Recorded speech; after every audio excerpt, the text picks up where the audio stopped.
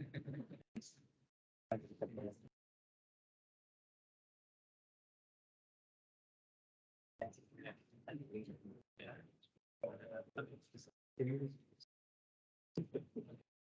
apa-apa, bisa ada tambah setahun lagi.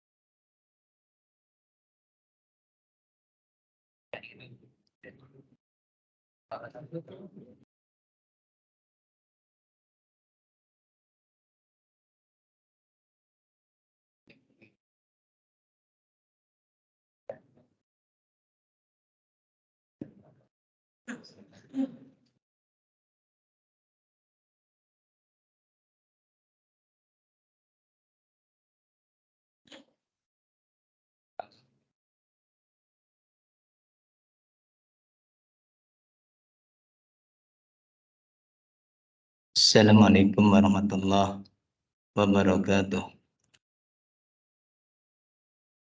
Innal hamdalillah nahmaduhu wa nasta'in wa nastaghfiruh. Wa na'udzu billahi min shururi anfusina wa sayyiati a'malina.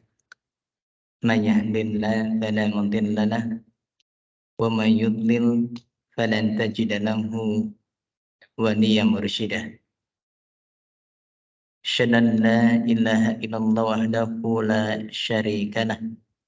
Asyhadu anna Muhammadan abduhu wa rasuluh alladzi la nabiyya ba'dah.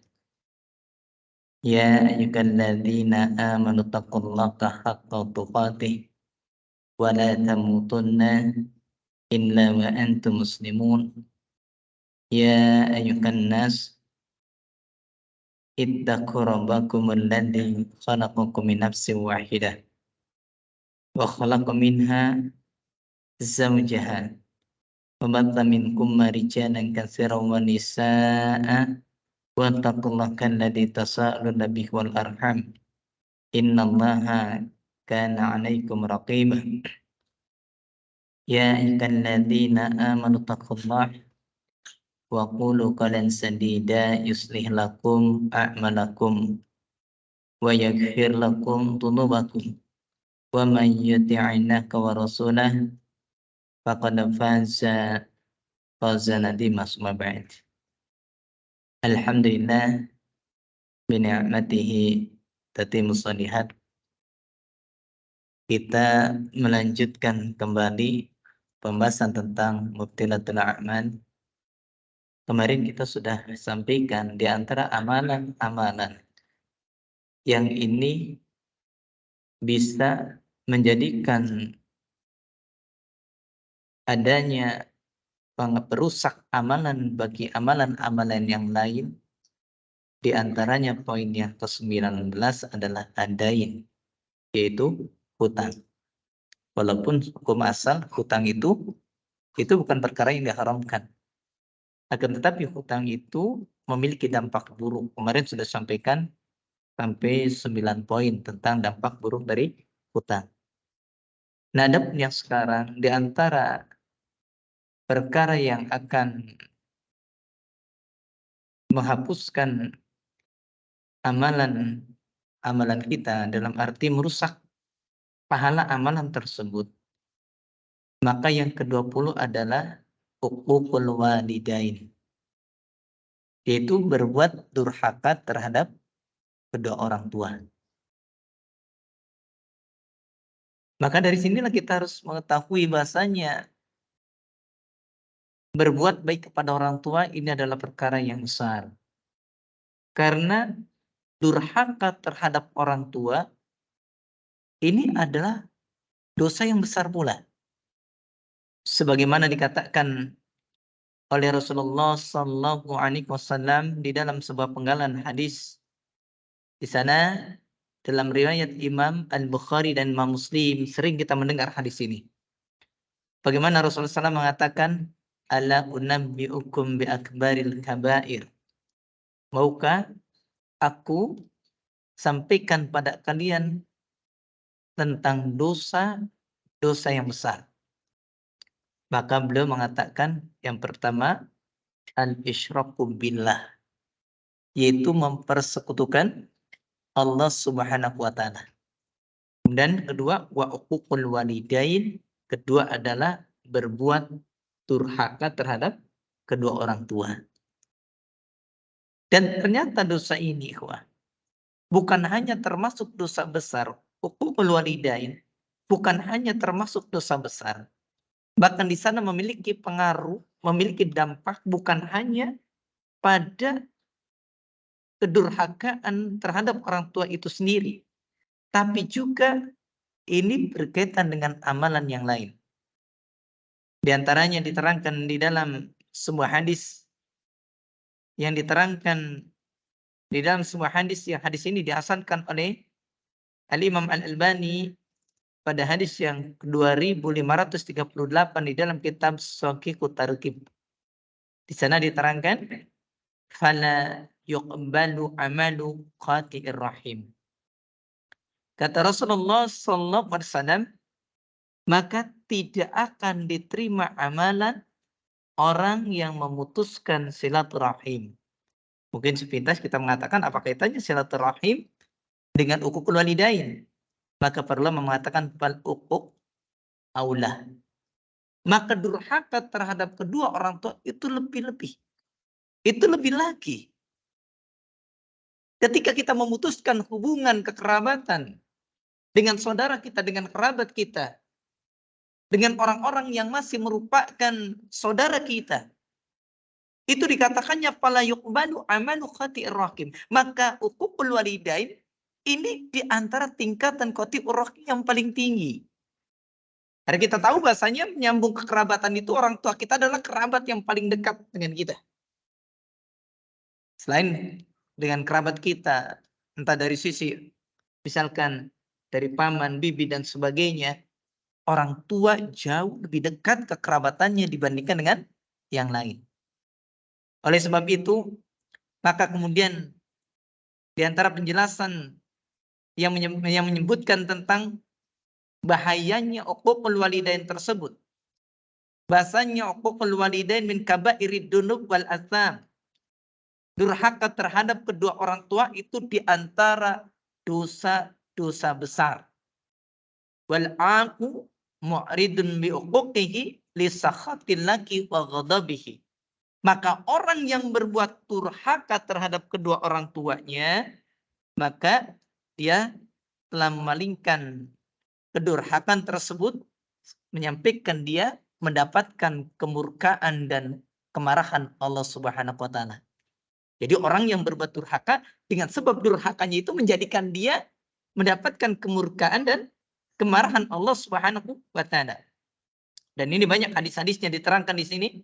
Di antaranya waqad rawa at-Tabrani fil Awsat, dan sungguh telah meriwayatkan hadis ini di antaranya di dalam ya oleh Al-Imam At-Tabrani di dalam kitab Mu'jamul Awsat pada hadis yang ke-8497 an Abi Hurairah radhiyallahu an, dari Abu Hurairah radhiyallahu an, anna Rasulullah sallallahu alaihi wasallam, sesungguhnya Rasulullah sallallahu alaihi wasallam qala, beliau bersabda, mal'unun man aqqa walidayhi.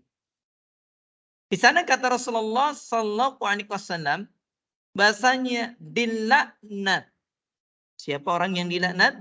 Man aqqa walidayhi, orang yang berbuat durhaka terhadap kedua orang tuanya. Ya, tadi dianggapnya memutuskan kekerabatan kan? Itu haram, dan ini yang akan menjadikan amalannya rusak. Dan ternyata bahasanya orang yang dia berbuat durhaka kepada orang tua itu, dia dosa besar, bahkan dilaknat dengan sebab dia telah melakukan perbuatan durhaka kepada kedua orang tuanya. Dan hadis ini disesuaikan oleh Al-Imam Al-Albani dalam kitab Shahihut Targhib, hadis yang 2420. Lalu kemudian Al-Imam An-Nasa'i pun meriwayatkan dari sahabat Abdullah bin Umar. Ini banyak sekali sahabat yang meriwayatkannya. Ada Abu Hurairah, ada Abdullah bin Umar. Tentang bahayanya uququl walidain, berbuat durhaka terhadap kedua orang tua. Ya.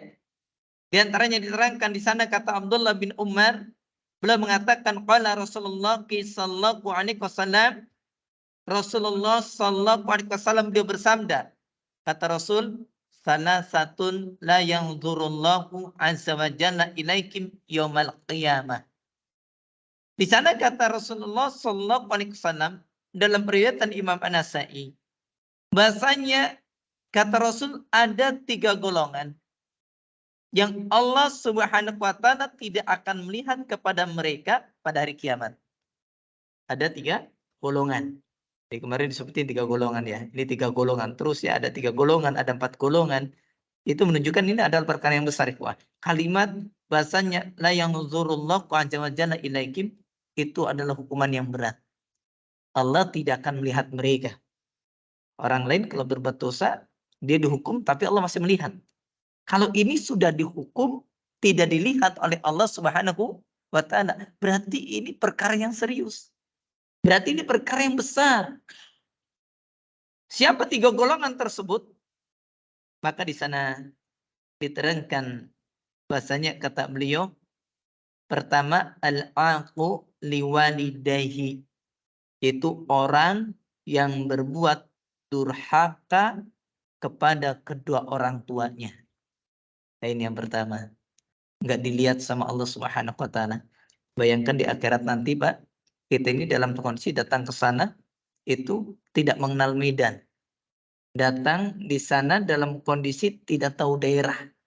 Karena sampai saat ini belum ada ceritanya orang pernah datang ke akhirat.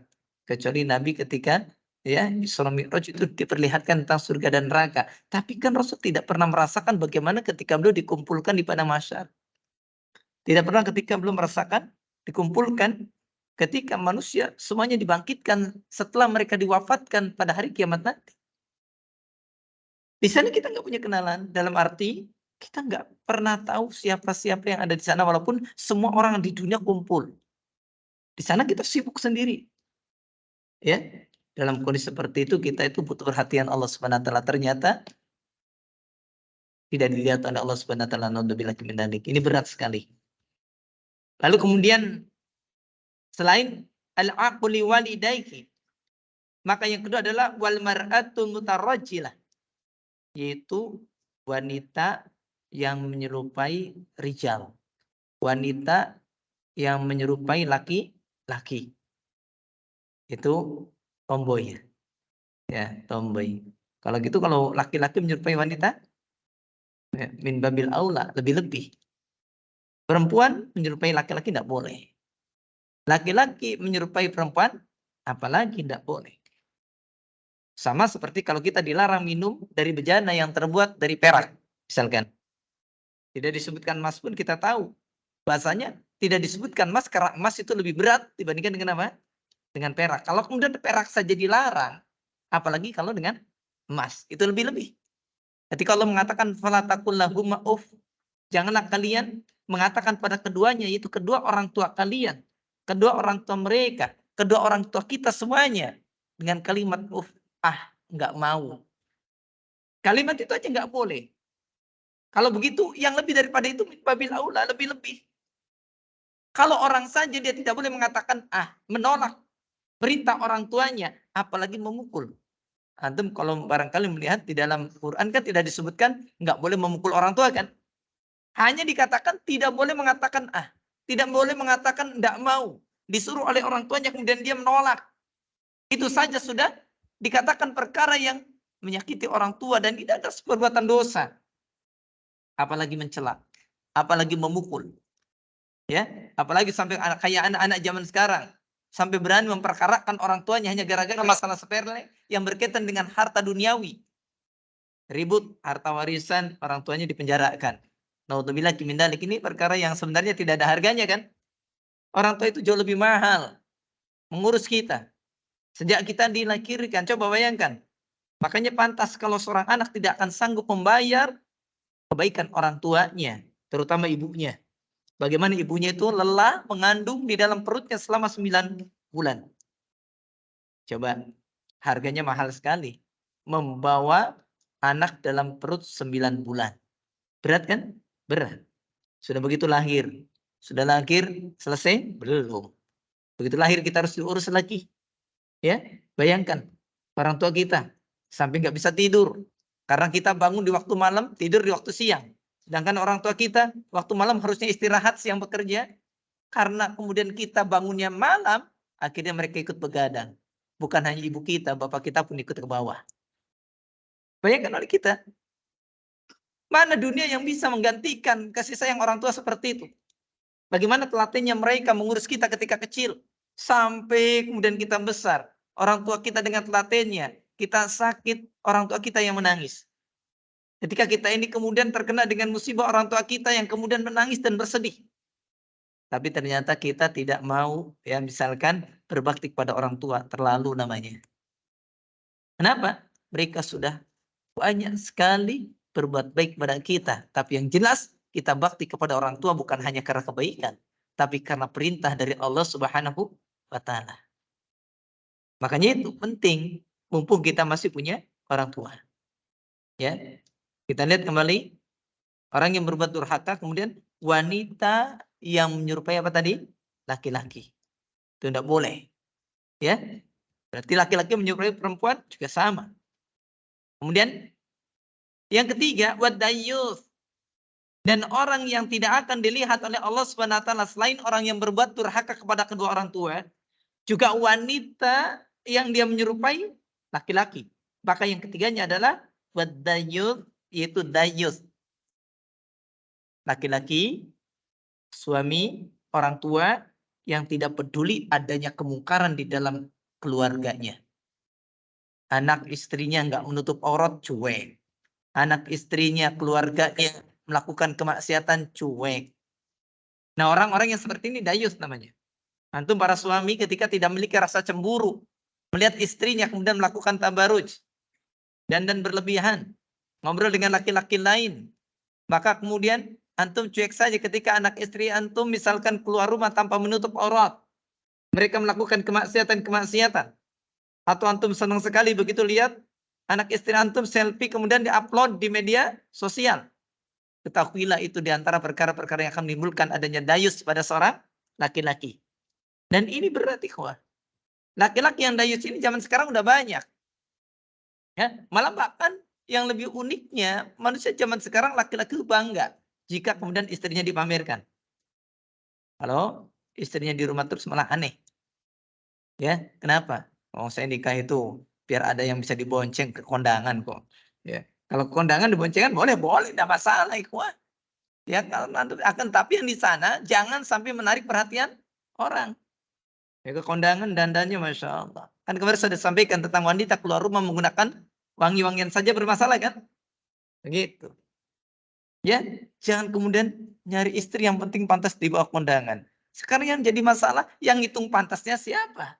Kalau kemudian yang memandang pantasnya itu adalah setiap laki-laki, berarti kita bangga dengan adanya kemungkaran pada keluarga kita. Dayus namanya. Makanya seorang suami harus memiliki cemburu yang benar. Ya, bukan cemburu buta ya. Cemburu yang benar. Ya. Ini istrinya di rumah saja dicemburuin. Kan heran itu. Ini kalau keluar dia dandan. Kalau dalam rumah kemudian aduh, baunya nggak karu-karuan. Ya, ini masalah. Ya. Harusnya di rumah berdandan. Kalau di luar rumah ya biasa saja lah. Karena cantiknya wanita, baiknya wanita, manisnya wanita itu hanya untuk suaminya saja. Tidak boleh. Dan laki-laki itu tidak boleh kemudian cuek. Ya, cuek. Jangan. Harus tahu bagaimana dia memperlakukan anak dan istrinya sesuai dengan aturan syariat Allah Subhanahu wa taala. Jangan sampai kemungkaran terjadi dalam rumah tangganya dibiarkan. Ini dosa besar. Hati-hati. Itu dayus, bahkan di sini dikatakannya la yanzurullah azza wa jalla ilaikum. Allah Subhanahu wa taala tidak akan melihat pada mereka yaumul qiyamah, pada hari kiamat. Nah ini. Kemudian wasalah satun la yadkhulunal jannah. Dan juga beliau pun menyebutkan 3 golongan yang tidak akan masuk ke dalam surga. Kalau tadi tidak akan dilihat. Nah, ini lebih berat. Tidak akan masuk surga. Yang kedua, ya, orang yang tidak masuk surga tidak dilihat. Ini lebih berat lagi. Maka disebutkan la yadkhulunal jannah, mereka tidak akan masuk ke dalam surga Siapa? Disebutkan lagi al-aqu liwalidayhi. Yang pertama, orang yang dia berbuat durhaka terhadap kedua orang tuanya. Sama. Disebutkan lagi pertama itu. Kemudian yang kedua, wal mudminu 'alal khamri. Orang yang minum khamar. Mudmin itu minumnya sering. Karena dia adalah orang yang ya bahasa kita sih biasa minum khamar. Minum khamarnya biasa dijadikan sebagai kebiasaan. Ya. Ini juga sama. Diancam oleh Allah Subhanahu wa taala lewat lisan Rasulnya bahasanya salah satu la yadkhulunal jannah. 3 golongan yang mereka tidak akan masuk ke dalam surga Allah Subhanahu wa taala. Ternyata al-aqu itu diulang. Yaitu al-aqu liwalidayki, orang yang berbuat durhaka kepada kedua orang tuanya diulang 2 kali. Tidak dilihat, tidak masuk ke dalam surga. Adapun urutan kedua tadi kan al-mar'atul mutarajjilah wa dayus tidak disebutkan lagi dalam hadis ini. Hanya disebutkan wal mudminu 'alal khamri, orang yang meminum khamar. Barulah yang ketiga wal mannan bima a'ta. Dia mengungkit-ungkit, menyebut-nyebut dengan apa yang telah dia berikan. Nah, 2 kan? Ternyata 2 berbeda. Sama-sama 3 golongan. Ternyata al-aqu liwalidayki disebutkan sampai 2 kali. Itu menunjukkan ini perkara yang besar. Perkara yang besar lagi berat. Nah, hadis ini disahihkan pula oleh Imam Al-Albani dalam Sahih Sunan An-Nasa'i. Lalu kemudian diterangkan pula warawa Ahmad, dan Imam Ahmad telah meriwayatkan di dalam musnadnya hadis yang ke-24.299. Di sana beliau mengatakan an Amir bin Murrah al-Juhani. Dari Amr bin Murrah al-Juhani. Ada Abu Hurairah, ada Abdullah bin Umar. Ya. Sekarang ada lagi Amr bin Murrah al-Juhani. Beliau mengatakan bahasanya kata beliau, ja'a rajulun ila Nabi sallallahu alaihi wasallam. Ini dalam riwayat Imam Ahmad. Beliau mengatakan ada seorang laki-laki datang kepada Nabi sallallahu alaihi wasallam, maka beliau berkata, "Ya Rasulullah, syahidu an la ilaha illallah." Aku bersaksi bahasanya tidak ada Tuhan yang berhak disembah dan diibadahi kecuali Allah. Wa annaka Rasulullah, dan sungguhnya engkau adalah utusan Allah Subhanahu wa taala. Wa sholaitul khamsa, aku salat 5 waktu. Wa adaitu zakah, zakat mali, dan aku pun menunaikan zakat hartaku. Mengucapkan syahadat, kemudian sholat 5 waktu, ditambahkan menunaikan zakat. Wasubtu syahra Ramadan, aku pun berpuasa di bulan Ramadan. Berarti mengerjakan rukun iman, rukun Islam kan? Syahadat, sholat, zakat, puasa. Maka Nabi sallallahu alaihi wasallam, maka Rasul sallam bersabda, kata Rasul, man mata ala hada, barang siapa yang mati di atas ini. Maksudnya dia mati bersyahadat, dia mati mengerjakan sholat, dia mati kemudian juga apa? Menunaikan zakat dan menunaikan puasa. Ini sampai tadi dapat kiriman video agak unik. Ketika ada seorang wanita diwawancarai, ya, unik. Kenapa Anda tidak menutup aurat? Yaitu, kenapa Anda tidak menggunakan menutup aurat? Jawabannya, karena bapak saya bilang bahasanya logikanya begini katanya. 5 tambah 5 sama dengan 10. Betul apa salah? 5 tambah 5 10. Betul ya? Betul. Tapi 10 belum tentu 5 tambah 5. Benar tak? Ya. Itu katanya, maklum seorang pintar ya. Orang pintar pakai logika. Itu diwawancari begitu. 5 tambah 5 itu ketika beliau ini diwawancarai, kenapa Anda tidak menutup aurat? Padahal Anda seorang muslimah, Anda pintar, Anda ngerti agama. Ya. Ternyata apa jawabannya? Kata bapak saya. Bapaknya pun orang ngerti agama lagi. Logikanya begini katanya. 5 tambah 5 itu 10. Ini kurang lebih bicaranya seperti itu. 5 tambah 5, 10. Tapi 10 itu belum tentu 5 tambah 5. Bisa jadi 9 tambah 1, bisa jadi 8 tambah 2, dan seterusnya. Kan begitu ya? Atau bisa jadi 10 bagi 1. Atau bisa jadi 10 kali 1. Atau bisa jadi 10 tambah 0. Nah, itu urusan beliau. Karena logikanya ketinggian kayaknya. Ya. Setelah bicara seperti itu, begitupun orang untuk masuk surga. Masuk surga itu lewat jalannya banyak. Ya. Tidak mesti lewat cinta. Lewat amalan-amalan yang lain bisa. Itu Masya Allah. Logikanya luar biasa. Bingung. Kalau menurut saya itu membingungkan. Sederhananya begini. Yang namanya menutup aurat itu sudah jelas wajib hukumnya. Sederhana kan? Sederhana. Memang jalan. Ya, kalau kemudian jalan menuju surga itu banyak. Akan tapi ada beberapa sana. Beberapa yang prinsip.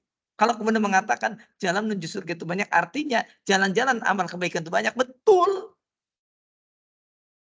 Betul kalau menjalani begitu banyak, iya. Akan tetapi satu kewajiban, maka itu tidak boleh ditinggalkan. Kalau Anda bicaranya yang sunnah, bolehlah. Anda bicara sunnah, boleh. Kan gitu kan? Kalau Anda kemudian misalkan, aduh saya berat ini untuk sholat duha. Sudahlah saya perbanyak untuk dengan sodako. Saya nggak sholat duha, capek. Saya sodako banyak. Nggak masalah kan? Silahkan. Tapi kalau yang wajib, nanti kalau yang pakai logika seperti itu, banyak orang yang kemudian, Mas kenapa nggak sholat? Jalan menuju surga kan nggak lewat sholat saja. Mungkin bisa lewat puasa. Kan ada pintu ar-royan. Ya, disangkanya sholat dengan puasa tidak ada kaitan. Bagaimana dengan akidah? Bagaimana dengan syahadat? Kan begitu kan? Kalau logikanya seperti itu nanti akan jadi rancu, ikhwah. Dan ini cara berpikir seperti ini ternyata banyak menghinggapi orang-orang yang dikatakan intelek, ikhwah. Mungkin karena kita nggak intelek jadi nggak ngerti cara logikanya begitu ya. Ya. Jangan-jangan menggunakan satu pepatah yang mengatakan banyak jalan menuju Roma. Betul ya? Kalau anak banyak jalan menuju Roma, oke lah, silakan. Tapi kalau hanya satu jalan menuju surga, lewat jalan Allah Subhanahu wa Ta'ala. Mau antum bilang banyak jalan menuju surga? Gak ada, ikhwah. Surga itu jalannya satu. Lewat Sirat. Ada jalan yang lain atau jalan mutar. Ada enggak? Jalan alternatif yang lain menuju surga. Dan orang bagaimana untuk melewati Sirat tersebut? Tergantung amal. Dan bagaimana amal itu bisa menjadi sah?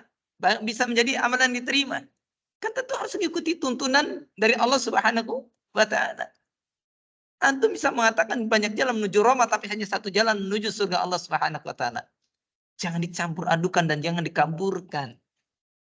Nah, ini yang seperti ini kadang cara berpikir seperti kasihan juga kadang ya. Ya itulah sebabnya hati-hati ikhwah, jangan terkena subhat. Jangan terkena apa? Syubhat. Itulah faedahnya kita ngaji biar tidak terkena syubhat. Ya, kita kembali sekarang. Lalu kemudian Rasulullah SAW ketika mendengar ada ucapan laki-laki tersebut yang mengatakan bahasanya, kata beliau, aku bersaksi sungguhnya tidak ada Tuhan yang berhak disembah kecuali Allah Subhanahu wa taala wa anaka Rasulullah, dan seterusnya. Beliau menyebutkan tentang rukun-rukun Islam. Maka Rasul mengatakan man mata ala hada, barang siapa yang mati di atas ini, dia mengamalkan ini semuanya, dia kemudian bersadat, dia menunaikan salat, menunaikan zakat, beliau pun kemudian berpuasa di bulan Ramadan, maka Rasul mengatakan kana ma'an nabiyyin wasidiqin wasyuhada. Barangkali yang bertanya kenapa kok haji nggak dipakai? Kenapa haji kok nggak disebutin ya? Padahal rukun iman, rukun Islam bukan hanya 4 tapi berapa? 5. Hajinya nggak dibawa. Haji itu berkaitan dengan istitoah.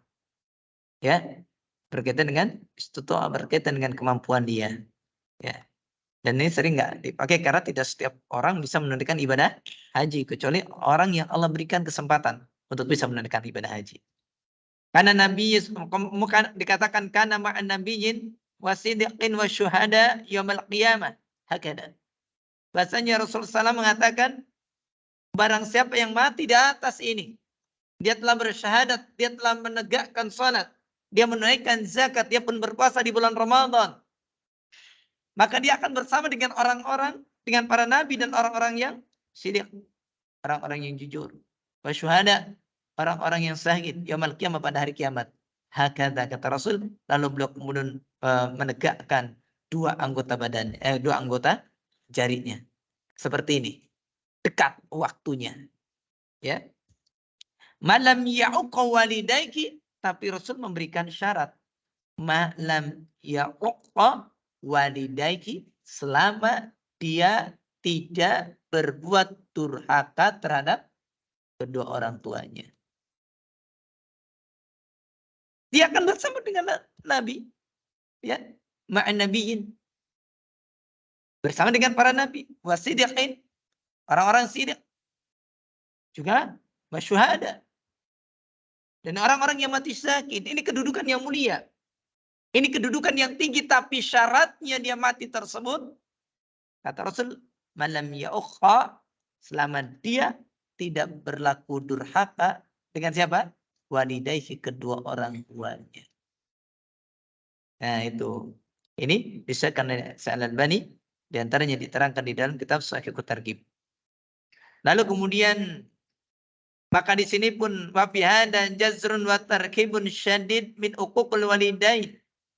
Maka di dalam hadis-hadis ini itu adanya larangan dan juga adanya ancaman yang sangat keras. Atas siapa? Dari berbuat durhaka terhadap kedua orang tua. Ini ancamannya. Bahkan waktu warada fi hadisin rawahu Ibnu Abi Asim fi sunnah. Bahkan sungguh telah datang sebuah hadis yang diriwayatkan oleh Al-Imam Ibnu Abi Asim di dalam kitab As-Sunnah. Pada hadis yang ke-323. An Abi Umamah radhiyallahu an, dari sahabat Abu Umamah radhiyallahu an. Kalau beliau berkata, qala Rasulullah sallallahu alaihi wasallam, Rasulullah sallallahu alaihi wasallam bersabda, kata Rasul, salah satu la yaqbalullahu lakum sarfan wala adlan. Rasul mengatakan 3 golongan yang Allah tidak akan menerima bagi mereka. Sarfan wala adlan. Yaitu perkara yang wajibnya, amalan yang wajibnya, ataupun amalan yang sunahnya. 3 golongan lagi. Ya, kemarin 3 golongan. 3 golongan banyak pisan 3 golongan. Ya. Lalu kemudian Rasul melanjutkan, pertama adalah akun, yaitu orang yang berbuat durhaka kepada orang tua. Yang keduanya wamanan, orang yang manan. Apa tadi manan? Mengungkit-ungkit pemberian. Sudah ngasih diungkit-ungkit, ya, sudah ngasih diungkit-ungkit, Masya Allah. Ya memang ini susah ya zaman sekarang, kalau nggak diungkit-ungkit susah. Ya, apalagi zaman sekarang itu semuanya serba pengen ada timbal balik. Kita bantu, kudu dibantu. Padahal ingat ikhwah, ketika kita membantu orang lain, jangan berharap orang lain balik membantu kita. Karena Allah akan membantu kita mungkin lewat jalan yang lain. Contohnya begini. Kita lihat di tengah jalan ada orang kehabisan bensin. Di tengah jalan kita nggak tahu, kita lagi di luar kota. Kemudian kita pakai motor kita, step motor tersebut, kita dorong. Apakah kemudian kita berharap suatu saat kalau kita kehabisan bensin, orang itu yang datang membantu kita? Dia. Mungkin kita nggak tahu siapa dia. Tapi yakinlah bahasanya ketika kita berbuat kebaikan, prinsipnya ketika kita ikhlas karena Allah SWT, Allah sudah mencatatnya sebagai amal kebaikan. Adapun nanti di dunia apakah dibalas atau tidak, urusannya Allah SWT. Bahkan bisa jadi ketika kita memudahkan orang lain, Allah akan mudahkan kita. Kan begitu kan? Kita bantu dia, kita mudahkan dia. Akhirnya kita bantu, kita sampaikan ke pom bensin. Suatu saat kita ada kejadian seperti itu, bisa jadi nanti Allah akan datangkan orang lain untuk membantu kita. Bisa jadi seperti itu. Bisa jadi yang lainnya, bisa jadi. Allah ganti misalkan, begitu kemudian kita ini bensinnya habis, ternyata aduh sudah bensinnya habis, mogok lagi. Mogok, motor kita udah butut. Ya, ternyata kita sampai didorong, sampai pom bensin. Enggak ada yang bantu. Nah, antum jangan di hati grundel, wah ini jangan-jangan bahasanya, oh, saya kemarin nolong orang kok sekarang nggak ada orang yang nolong saya. Jangan. Urusannya Allah saja. Bisa jadi Allah sedang mencatat kesabaran kita. Kita sabar, kita dorong, Masya Allah. Sampai sana kemudian kita pun tidak lupa bersyukur pada Allah SWT. Ya Allah, Alhamdulillah ternyata pom bensinnya udah deket. masih mending. Ternyata saya walaupun mogoknya di Toang, ternyata pom bensin cuma ada 100 meter sudah ada. Itu kan sudah salah satu kebaikan dari Allah. Kita mungkin memang mendorong motor kita, tapi Allah permudah. Lewat jalan, tempatnya dekat. Bisa jadi kan? Bisa jadi. Atau yang lainnya, bisa jadi. Nah, sekarang kan banyak yang mungkin kan. Kita lagi ngedorong, tahu motor kita butut, tiba-tiba ada orang datang lewat, Pak ini motornya tak beli saja, dijual. Malah dibeli dengan harga berkali lipat. Kita pulang-pulang, datang ke dealer, beli yang baru. Kan bisa jadi. Kalau itu urusannya dengan Allah. Kalau Allah menghendaki bisa jadi. Bisa jadi. Itu mau urusannya Allah. Ya, tapi ala kuliah, kita berbuat kebaikan, jangan meminta untuk dibalas oleh orang. Nanti ketika orang tersebut menyakiti kita, kita ngungkit-ngungkit. Ya kan? Kita bantu dia. Begitu kita bantu dia, ternyata dia bukannya balas budi ke kita. Ibaratnya air susu dibalas air tuba. Tiba-tiba kemudian kita marah. Kamu ini nggak tahu diri. Sudah saya bantu, ternyata kamu menyakiti saya. Nggak usah itu. Nggak usah. Biar ini urusannya kita dengan Allah Subhanahu wa taala, nggak usah diurus dengan orang lain sudah. Ya. Insyaallah kita lanjutkan. Manan itu enggak boleh, kawan. Mungkin enggak boleh. Lalu kemudian dikatakan mukadzibun bil qadar. Orang yang mendustakan dengan apa? Takdir Allah Subhanahu wa taala. Mendustakan takdir Allah. Makanya pantas kalau zaman sekarang bahasanya berkaitan dengan takdir itu beratnya luar biasa. Itulah sebabnya kenapa di dalam hadis-hadis Rasul bahasanya diantaranya takdir itu ketika disebutkan di dalam rukun iman itu ditambahkan atau diulangi penggunaan kalimat antuk minanya. Ketika ditanya akhbirni anil akhbirni anil iman. Maka dikatakan antuk mina billahi wa malaikatihi wa kutubihi wa rusulihi wa antuk mina bil qadari khairik wa syarihi. Disebutkan pengulangan tersebut. Di antara faedahnya, para ulama mengatakan, pertama karena pendalilannya di dalam Quran yang 1 sampai 5 itu dibarengkan, sedangkan tentang takdir dipisahkan di dalam surah Al-Qamar. Itu diantaranya. Kemudian yang keduanya, karena memang bahasanya mengimani terhadap takdir ini berat, ikhwan. Banyak orang yang mengingkari tentang takdir Allah. Mungkin kita bisa mengimani tentang Allah, mengimani tentang malaikat, tapi beriman dengan takdir ini berat. Makanya sampai ada ungkapan kan, iya sih benar, semuanya sudah ditakdirkan oleh Allah, tapi kan ini tetap masih pakai tapi. Kalau beriman pada Allah tanpa tapi ketika beriman dengan takdir pakai tapi enggak? Tapi. Ya, Pak, rezeki kan itu dari Allah. Bapak nggak usah ikut riba. Nanti Allah datangkan Anda misalkan waktunya punya rumah sih punya rumah. Iya sih, tapi kan ada tapinya. Kalau bicara takdir itu susah tanpa menghilangkan kalimat tapi. Banyak tapinya. Berat berkaitan tentang takdir Allah Subhanahu wa taala. Ya. Dan hadis ini dihasankan oleh Imam Al-Albani dalam kitab Silsilah Ahadits As-Sahihah, hadis yang ke-1785. Maka dikatakan fa'in, maka ketika menyampaikan tentang seperti ini, ya. Lalu kemudian dikatakan bahasanya fa'in sabata hadal hadis faqad qila makna la yaqbalullahu lakum sarfan wala adlan. Maknanya adalah annakul la yuqbalu minkum fardhah wala nafilah. Seandainya hadis ini sumut tetap datangnya dari Nabi. Karena para ulama ikhtilaf tentang ini, tapi Syekh Albani mengatakan ini hasan hadisnya.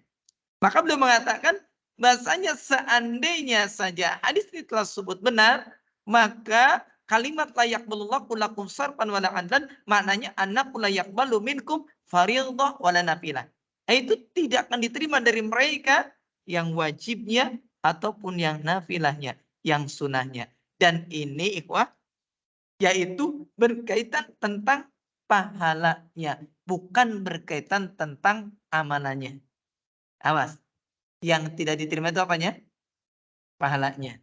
Jangan sampai bilang tuh gara-gara durhaka sama orang tua, sholatnya nggak sah, puasanya nggak sah, bukan. Tapi pahala amalannya. Bukan berkaitan tentang sah dan tidak sah apanya? Ibadahnya. Itu diantara yang bisa Anda sampaikan. Mudah-mudahan bermanfaat khususnya bagi Anda yang menyampaikan. dan bagi yang hadir dan mendengarkan. Syukron, jazakumullah khairan. Wallahu a'lam bishawab. Subhanakallahumma bihamdika asyhadu an la ilaha illa anta astaghfiruka wa atubu ilaik. Akhiru da'wana alhamdulillahi rabbil alamin. Assalamualaikum warahmatullahi wabarakatuh.